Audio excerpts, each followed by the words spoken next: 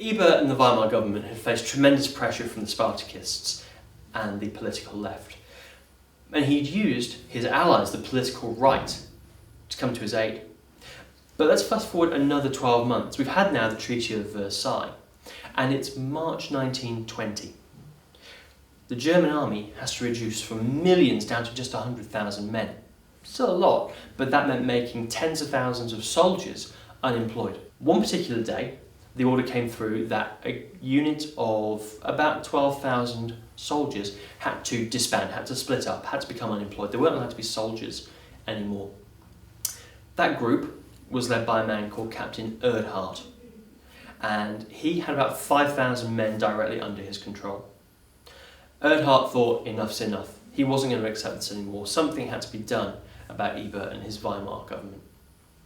He mustered his men. They marched on Berlin, and they took over the Reichstag, the German parliament, and other key political buildings within the space of a few hours.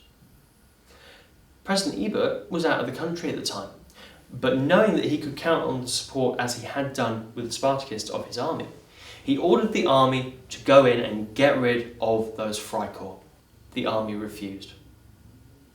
German soldiers don't kill German soldiers, was what they said. It's a massive problem for Ebert. It's a massive problem for anybody when they lose control of their army, or when their army doesn't follow orders, in fact flat out disobeys orders. If you don't have the safety and security provided by your army keeping you in power, you've got nothing. Erdhardt takes over, but he's not a political man. He doesn't want to be in charge. He needs a strong politician to back him up. He chooses Wolfgang Kapp, hence the Kapp Putsch, the leader of the political opposition to Ebert. Kapp says, absolutely, I'd love to take over, thank you very much.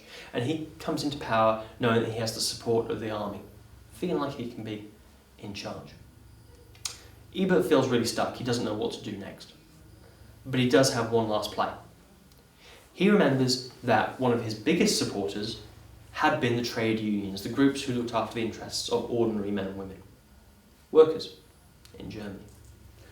The workers listened to their unions, and Ebert and the unions arranged to call for a general strike. It's mass protest. People stopped going to work, people stopped driving the trams, the buses, the trains, people aren't producing electricity, people aren't being taught in schools, there's no food in the shops.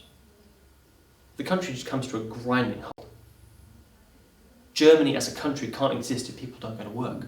And after a day or two, Kapp starts to become really concerned that the people are siding with Ebert. They're not going to accept this new government led by Kapp. After 3 days, Kapp realises there's nothing he can do. It's checkmate. He's been outplayed by Ebert. And he says, fair play, enough's enough, I've got to go. And Kapp does. He flees off to Scandinavia, never to be seen or heard from again in political circles. Ebert comes back and reassumes power over Germany. Whilst that might look like a tremendous success, it's not.